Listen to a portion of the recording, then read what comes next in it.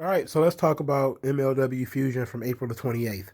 So MLW will be on Vice this Saturday, but it will be reruns. They're doing archives for a couple of weeks, and then they will be moving to new programming, I believe, in July.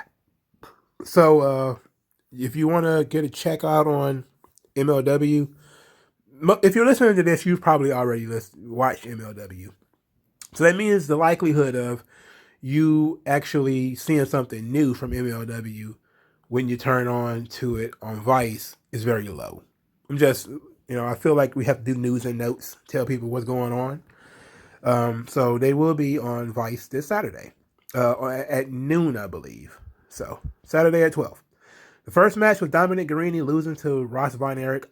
To be quite honest, I kind of zoned out on this. I have no interest in Dominic Garrini whatsoever. I have none whatsoever. After the both teams got into a fight because Ross was out there with his brother, they got into a fight post match. Then later on, Tom Lawlor got into it with Guarini. He's kind of yelling at him a little bit. And then he was like, "Look, okay, this is not your fault. This is Marshall Von Erich. It's his fault." And then he said he was going to handle it. So then he called up the kayfabe ref, whose name I think is Tim Donahue or whatever. The line cheating and stealing ref to try to get the match fixed.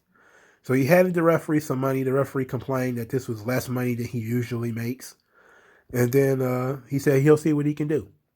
Later, he comes back with, Tom. Tom is unpredictable. This is what Marshall Von Erich says because he's doing a promo. Lawlor approaches and demands that Marshall take a drug test, saying that, he's too ripped and he obviously can't get that way naturally. So he demands that he takes a drug test. Marshall takes the drug test, and then throws the piss into Tom Lawlor's face. And it was disgusting when WWE did it. It's disgusting now. And I am tired of liquids being thrown on people. I'm tired of this shit. Not just in one wrestling promotion, but in all of them. No more throwing piss. No more buckets of water. No more of this shit. Please. But it got the match. I put some more heat on the match. That, okay, whatever. So the main event was Tom Lawlor versus Marshall Von Erich, and a match that was probably way too long. And I say it was way too long because Marshall Von Erich, they have been telling this story of him having a knee injury. And at one point in this match, the referee got distracted and Tom Lawlor hit him in the knee with a wrench, which you would think would lead to the finish. It didn't. Even though it kind of did, but it took like another 8 minutes, like another 7 minutes of Tom Lawlor, a trained MMA fighter, doing heel hooks and other various submission holds to get this guy to stay down. I also don't like the finish because he passed out so fast. He was in the middle of something. Like he had did a pretty decent job of fighting back with the claw, and doing that claw slam that he did was pretty fucking good. It was pretty good. But then he gets him in the heel hook and or the leg submission, and then he just kind of passed out from the pain. Apparently, they did have towels. They make it seem like maybe Ross would throw the towel in, and that's really where I felt like that could have been the finish. After he hit him in the knee with the wrench, nobody saw it but the commentators, right? Then he could have put him in the leg submission, and then Ross threw it in the towel. Like, look, this is revenge is important, but no, not this important. This is my brother's leg we're talking about here. And Ross, like, okay, and then could have explained it to him later. Like, look, I was just looking out for you. There'll be other days for you to get Tom Lawlor. Now is not the day. Then of course they beat up Ross after Marshall passed out. So Team Filthy handled their business, even though Dominic Garrini lost. They got to put the beats on the Von Erichs, and oh boy, this is not my favorite episode of MLW. Let's put it like that. I just felt like this was way too much. Then they did the second storyline of the day was Selena De La Renta, who has been disappointing El Jefe, the boss of Azteca Underground. The boss of Azteca Underground said she got one more opportunity to do better. She picks, they picked El Hijo El LA Park to fight Buku Dao. Buku Dao is fresh off of his big victory over TJP. Then he defeats El Hijo de LA Park because El Hijo de LA Park was bullshitting through the match, dancing and making fun of him for being small.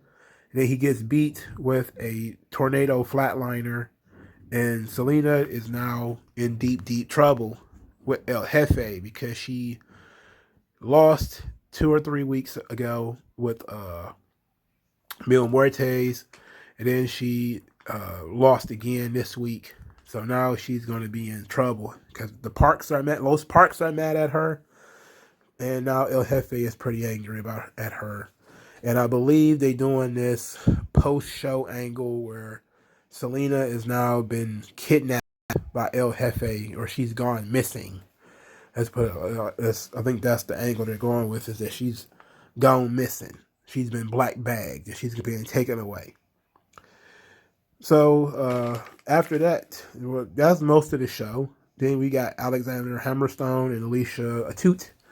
And Hammerstone is talking about, hey, he wanted to make the national open weight title the match of the night belt. And he felt like over the last 2 years he's done that. He's made that belt mean more than anything. But now it's time for him to take it to the next level. And that he knows that Joseph Samael has Jacob Fatu on a short leash. But now he's going to handle him and beat up Jacob Fatu and take the world heavyweight title. Last week he was talking about unifying the belts. He didn't mention that this week. Hard to tell if that's still on the table or not. Later on, as a matter of fact, I think not too long after this, Joseph Samael cuts the promo. He is really good, by the way. Joseph Samael is great. I meant to slow down and talk about this, but Joseph Samael in these Contra promos that he's been doing, he's one of the best in the business. Like, he is really good at this character. And he says, like, this isn't a propaganda video. This isn't, your normal Contra propaganda.